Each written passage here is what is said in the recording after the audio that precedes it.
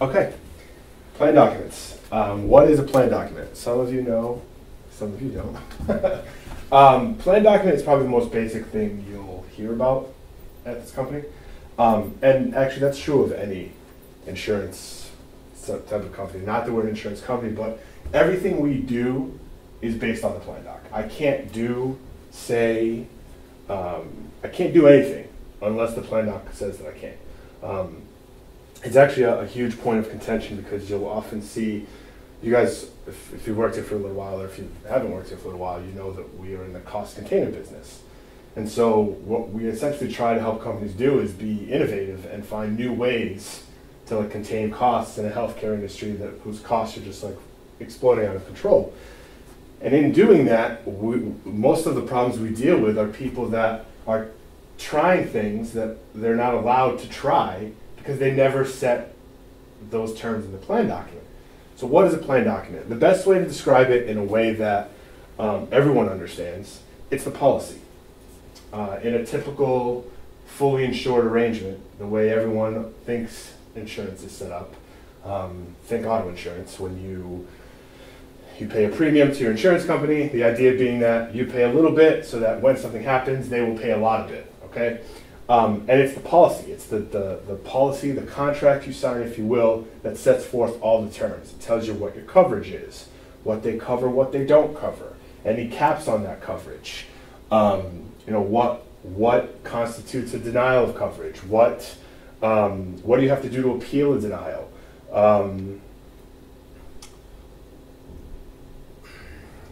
Does it cover acupuncture? Does it not cover acupuncture?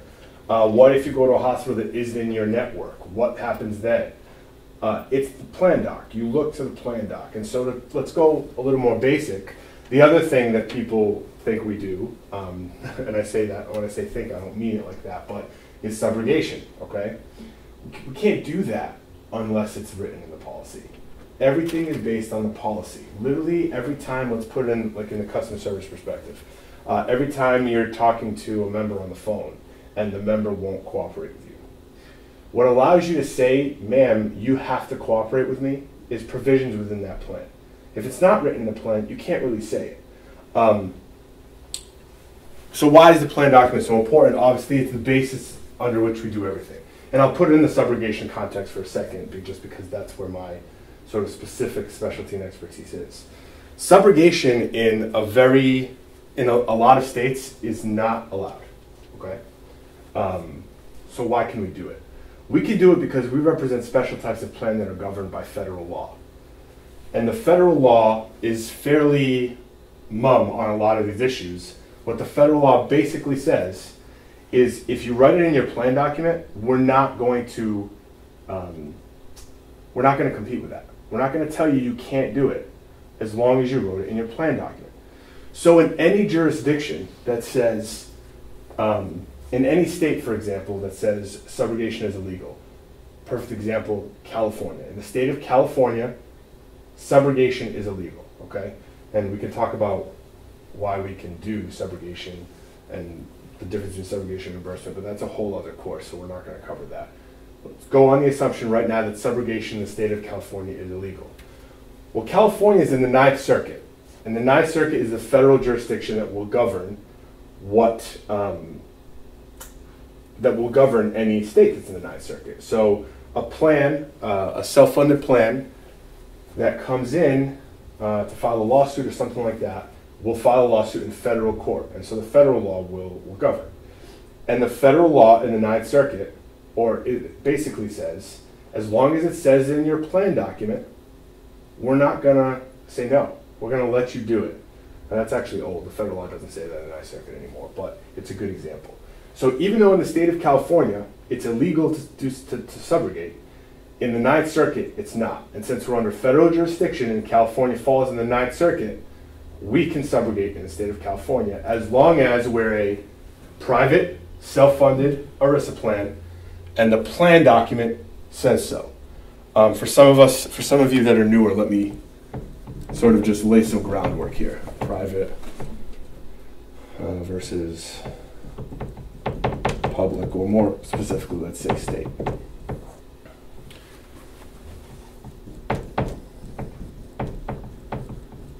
Generally speaking, the majority of our clients are self-funded plans. What does that mean? Self-funded plans are, the best way to describe it is think auto insurance, okay? The auto insurance is a traditional insurance arrangement. It's what we call a fully insured arrangement, which basically means you pay what they call a premium. You pay whatever your premium is. Mine's like $130 a month or something like that. For $130 a month, I pay into that company, and my money's gone. I will never see it again. It's theirs. The exchange is that if when I get into a car accident, they're going to pay me for whatever the value of my car is at that time, so that I can then take that money and go do something with it. That's your traditional fully insured auto insurance arrangement. Now imagine if instead of getting a policy through, I don't know, Geico, Commerce is a big one in Massachusetts, if instead of doing that, you and your family, you said, you know what, I don't want to pay $130 a month to some other company. I'm going to take $130 a month, and everyone in my family is going to pay $130 a month into a fund, into this account. And we are going to self-fund our own insurance. So what does that mean?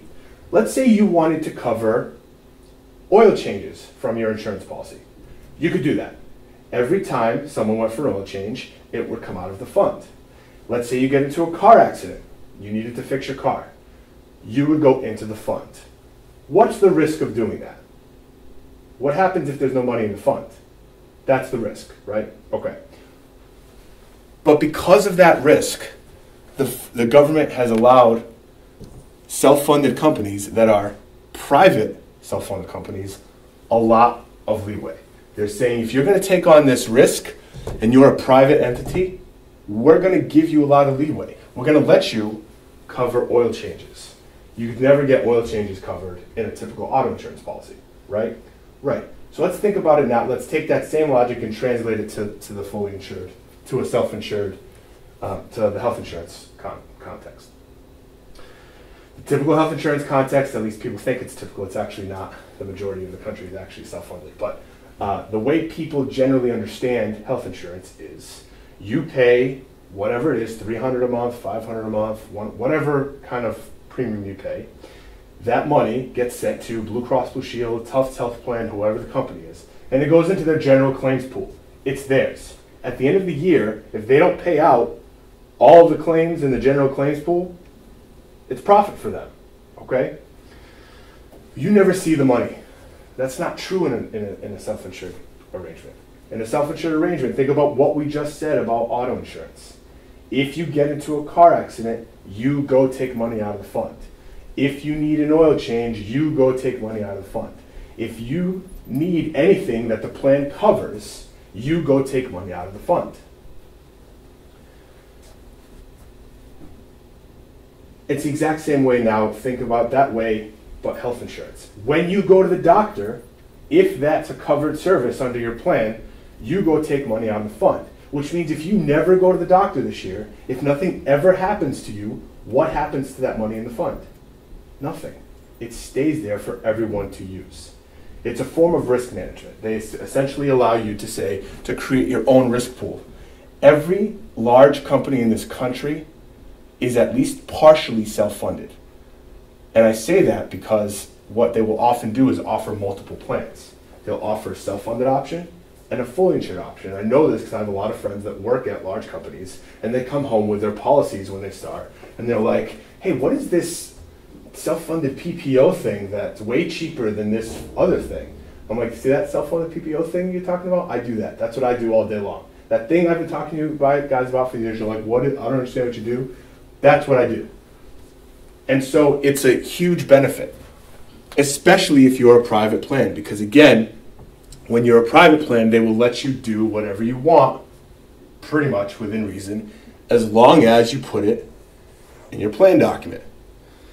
So why did I make a distinction here between a private and public or estate plan? And the way to think about it is, how is this fund set up? Like, where does the money come from? I pay it, right? I pay it, Katie pays it. Anyone that's in this room that's in the plan puts money into this fund. Now, like an insurance arrangement, I don't ever see that money again. But my company isn't required to pay anything out on me that year if I don't go to the doctor. And the idea is that when I do go to the doctor, if in a couple of years I get, God forbid, cancer, I go to the fund. And the fact that I didn't pay anything into that fund that I didn't take money out of that fund is of a great benefit to me. And anybody else in our risk pool that didn't touch the fund, that now benefits me. And so the fund is created for the benefit of all. Everybody puts in for the benefit of all. Much like auto insurance. Again, what's the big risk? I come in with cancer, we've been self-funded for a year, the fund's gone. Now what do we do? Well, the company is on the hook. That's why they get all of these great benefits under federal law. So what's different here? Who funds a self-funded plan? Think City of Stoughton. Who funds the City of Stoughton's health plan? Taxpayers. So the government says, okay, now since the money that's being used to fund this plan is tax money, well then the state law that governs that person's money should really govern their plan. So we're not going to let them come out into federal jurisdiction.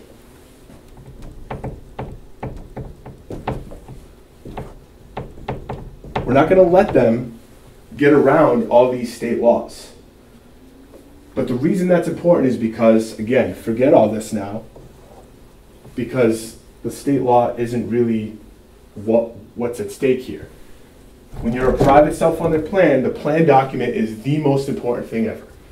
So to go back to the beginning, when I call an attorney in California and I say to him, hey, I have this subro claim, and he says to me, Chris, I'm the state of California. I'm going to hang up on you now. I say, whoa, whoa, whoa, hold on.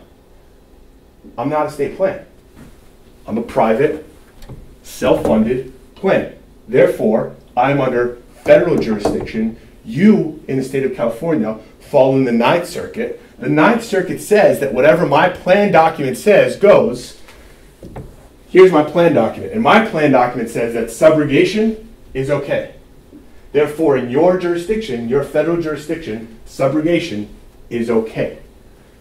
That's the most basic way to talk about it. So now let's talk about just about anything, okay? Denial of claims. Most states have these things called prompt pay laws, which basically say you have to pay claims within X amount of days, otherwise you might be running afoul of some bad faith laws. Let's actually write that term down so I don't forget to talk about it. Bad faith. Most states, Iowa is one that I can think of off the top of my head, have a law that says you have to pay claims within X amount of days, or you run afoul of bad faith. Under an ERISA plan, the plan decides how long it has to pay claims. And so what will most plans do? They'll make the standard this. A clean claim. What the heck is a clean claim? A clean claim is, so think about it like this. I get into a car accident. When you guys start to see claims, if you haven't already, when you start to see these accident letters and things like that, you'll notice that we're asking for accident details. Why are we asking for accident details? What we're saying is, your claim right now is dirty. We don't have enough information to make a claim determination. And in order to make it a clean claim eligible for payment, we need to know how you got hurt. Oh, you got into a car accident? Okay, well now we need to know about your auto insurance coverage. Oh, you had the flu. Okay, thanks, your claim is clean. Paid. But nowhere in there did you hear me say anything about prompt pay, because these prompt pay laws don't apply to these plans. These plans get to write it within their own policies. And as a matter of fact, you start to see it if you start to read some of the cases. There are a lot of issues come up as to what is when is a plan being unreasonable. And the courts have basically said, and these are big terms, but they're really scary ways of saying something very simple. Arbitrary and capricious, right? What the courts are basically saying, when a plan denies a claim, they'll get sued all the time because their claim, the attorney's claim is that they're suing and they're doing something in bad faith. And the courts have basically said, look, as long as you are administering your claims uniformly, meaning everyone's getting the same treatment, you're administering them the same way every time, and you have a reasonable basis or reasonable evidence, we're not going to go against your discretionary authority. That's another big thing that the plan document gives people. Assuming they write it into their plan document, they have discretionary authority, and whatever they're trying to do is supported by terms of the plan, the standard is arbitrary and capricious, which basically means, plan, you have to be denying against all evidence that you shouldn't deny. For example, the plan denies experimental claims. Okay? Let's say the plan doesn't pay for experimental treatment. You don't need a lot of proof that that treatment might be experimental, as long as there's proof that it's possible that it could be defined as experimental. As long as the plan document defines everything the way it needs to, it will survive this standard in court based on the fact that the plan has discretionary authority. Everything I'm saying, the only reason they can do it is because they put it into their plan. So let's go back to this term for a second, bad faith. Everything you do in an insurance world that isn't paying claims, an attorney will say, is in bad faith. Now, in most states, bad faith gets you punitive damages, which essentially means not only do you have to pay the claims as the insurance company, but you get punished for acting in bad faith. Well, that's another thing that self-funded ERISA plans due to the plan document can say, because they could basically say, look, it wasn't in bad faith.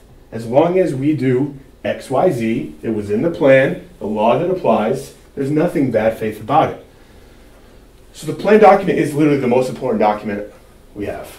Everything I do is based on the plan document, which gives us a good opportunity now to talk about the structure of the company and how we're really a front-end, back-end organization. We started as a back-end organization. What does that mean? We started as a subrogation company, which meant plan paid claims, sent us the case and said, go get us our money. What we became was a company that said, whoa, plan, you want me to go get you your money, but your plan document's not very good. Because in the Fifth Circuit, your plan document needs to say X, Y, Z in order for you to get your money back, and your plan document doesn't. So we're going to do the best we can to get you this money. But why don't you let us rewrite your plan? And that's how PGC came about, okay? So we started as a subro company, which is that back end, the back end stuff. You did something and now you need our help to fix it. What we did was we started PGC and we said, look, we're finding all these mistakes in the plan documents that we can fix because we know the law. So let's become a front-end company too, and that's what PGC is. PGC helps plans write the plan documents, and the other sections of the company help plans enforce the plan documents. And I mean, that's plan docs in a nutshell. If you walk out of here today knowing that everything we do is based on a 95-page document that essentially lays out everything we are allowed to do, say, not do, not pay, whatever it is, all in the plan document. In fact, we talked this a few minutes ago about appeals, right? And we talked about what happens if someone denies a claim. Attorneys that typically deal in state law, which is most attorneys, will often file a claim in bad faith and all this other stuff, and they'll get thrown out of court. Why? I'm actually dealing with a case right now. It's an FAI case, okay? And the attorney keeps screaming bad faith, and he's actually right. It might be a bad faith. What this plan's doing might be in bad faith, but it's a very unique situation. We're not going to get into the specifics of it. But the point is, when he decided to fight the denial, he didn't go through the appropriate appeal procedures. My point is, the plan document writes out very clearly, if you have an adverse benefit determination, so any decision on a claim that isn't pay, there are procedures you need to follow. You need to do A, you need to do B, you need to do C, you need to appeal by such date, you have such amount of time to appeal, you have to provide these documents. If you don't go through those appeal procedures, often when it gets to court, they'll just throw it out. They'll say, no, you didn't exhaust your, what they call administrative remedies. And I know the board's starting to look a little messy, but this is how I think. I think like this. Somehow it comes out right, but it doesn't always pictorially look right, okay? They say you didn't exhaust your administrative remedies. What they're saying is, hey, patient, member, insured, your plan told you what you had to do if you disagreed with something they did. You don't have standing to come to us until you've done all this and you still disagree. So you go through the appeal process, you do A, B, C, D, E, F, G, you do everything they tell you to do, and they still deny your claim and you still think that's wrong. Okay, now you can file a lawsuit and come ask the court to deal with that. But until you do everything the plan document told you to do, we're not going to listen to this. Why is that? Let's remember what a plan document is. Let's remember what a plan is. It's essentially a trust. What the plan is saying is they are entering into an agreement with all of its insureds that it will provide it benefits. When it does that, it also enters into what they call some fiduciary obligations, which basically means we're not going to act as the plan for the benefit of one person. We're going to act for the benefit of the plan. Which is why federal law basically allows you to say whatever you wrote in your plan document, because that's what you promised the whole. You promised the beneficiaries of your plan something. So as long as you're delivering on that promise and you're not being arbitrary and capricious, we're going to defer to your discretion. And that's plan docs in a nutshell.